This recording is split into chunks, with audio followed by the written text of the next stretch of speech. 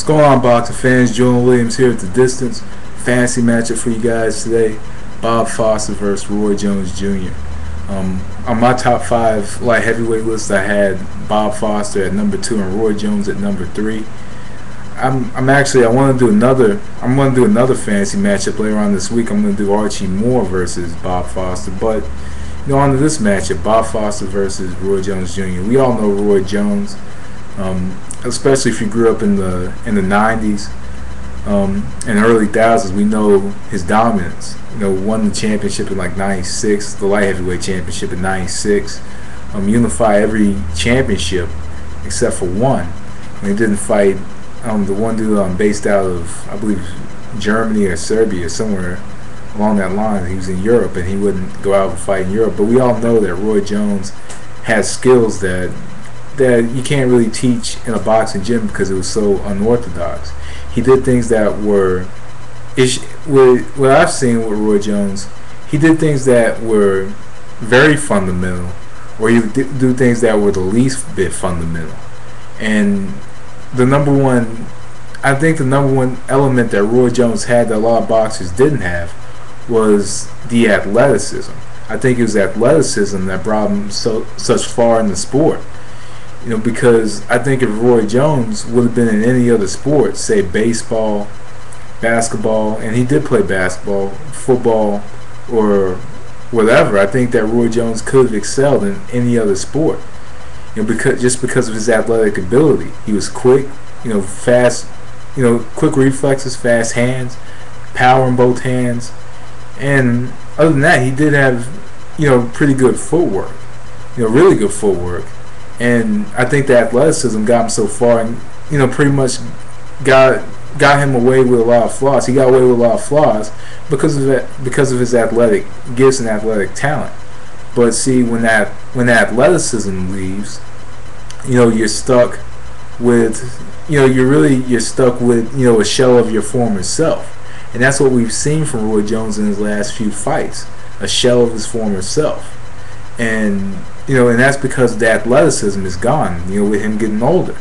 So then, when you only have athleticism and you don't have the boxing ability to kind of back up the athleticism, that leads to problems later on down the road.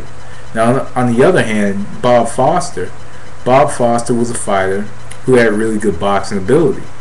Bob Foster was big, about 6'3", had a 79-inch reach, and he could fight big and he could fight small. He could change it up. He can do both at the same time. He can, pretty much he knew how to use his left jab as a weapon. And, sometimes he would throw it so much that he'd hook off that jab and get the knockout. His primary punches was his left jab, his straight right hand, and his left hook off the jab. Those were his main punches, his main shots. And with Bob Foster, we did see a lot of skill with Bob Foster. He was able to maneuver around the ring and pretty much use that left jab to his advantage. A lot of fighters weren't able to get on the inside with Bob Foster unless Bob Foster let them get on the inside, and that was because he had that long reach and pretty much used the left jab as a weapon. One fight that he didn't necessarily use the left jab as a weapon was against Dick Tiger, when he simply just knocked him out cold. One of the best knockouts of all time. Another knockout was against Mike Quarry in the stoppage in the great fight between Chris Finnegan, which is the fight of the year in 1972. Bob Foster, tried to venture up to heavyweight, and my personal opinion, I just thought that heavyweight was a bit too big for him. Though he was 6'3" and fighting at a smaller weight class, all of his, his power at heavyweight, at light heavyweight, wasn't really much at heavyweight because he's going against bigger and stronger fighters. He went against Muhammad Ali, Doug Jones, Ernie Terrell, Joe Frazier. He went against these guys, and and other than that, he wasn't moving up to 200 pounds. He was only moving up about 180 pounds. That's all he was moving up, and so really that power didn't necessarily translate into heavyweight as much as it did at lightweight. So how do I see this fight going? One, Roy Jones would have to use his athleticism and boxing ability combined to try to get himself and maneuver himself inside off of that, pretty much off of that Bob Foster left jab. And do I think that Roy Jones can maneuver himself inside of Bob Foster's jab? I think so. But at the same time, Bob Foster could catch him coming in as well. And as well, because, and there's another thing that Bob Foster did. He kind of crouched down a little bit. He would crouch down and he'd be open to the right hook. And Roy Jones is good at throwing the right and the left hook. And we see him in fights double and triple up the right hook. And I think what would happen is, I think he can get his hook off against Bob Foster. But at the same time, Bob Foster, fought big and kind of utilized that size. And other than that, I really in this fight, I see kind of a fight to where both fighters are throwing. I think Bob Foster's going to throw punches to keep Roy Jones off of him, rather than him throwing punches to set up the knockout.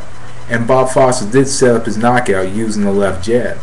But I think in this fight, since Roy Jones is so quick, or was so quick back in his heyday, I think Bob Foster's going to keep that left hand out there. And when he keeps the left hand out there, I think it's going to give Roy problems after a while. And I think that Bob Foster's going to adjust a little bit and start to throw the jab more. Because with Bob Foster, he would throw single shots rather than combinations at times. And he would throw single shots to kind of keep his distance. So I think maybe to avoid getting countered.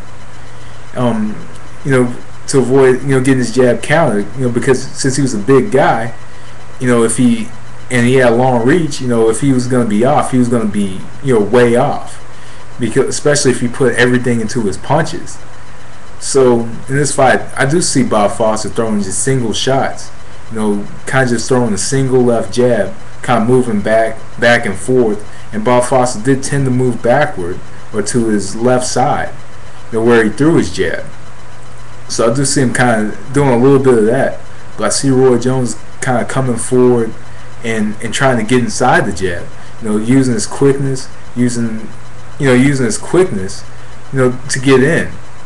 But I think the problem is going to be, how does Roy Jones use athleticism and boxing ability to get inside that Bob Foster jab, which is a long jab, and at the same time he's going to risk getting knocked out by Bob Foster, who can hook off that jab.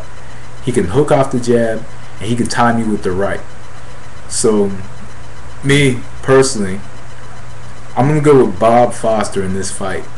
I want to go with Bob Foster by a unanimous decision. I think that Bob Foster can outbox Roy Jones in his prime. Not only was he one of the biggest punchers of all time, he can box as well. He can move. He can move quite a bit. And it wasn't the type of movement that Jones had. He kind of trot around a little bit and throw his jab, but taking consideration that was his main weapon. And at the same time, Roy Jones, his weapon, mainly his weapon was athleticism. But me, it's a matchup between athleticism and boxing ability. And me, I'm going to choose boxing ability over athleticism. As I mentioned, Roy Jones is quick, he has power, and and primarily he's athletic, but I do see him having trouble against the Bob Foster left jab, a jab that he can do so much with, a jab that either sets up the knockout or a jab that's going to keep space. So I just think that's going to be too much trouble for Roy Jones in his prime. But anyway, that was the distance. Thanks for watching. Peace.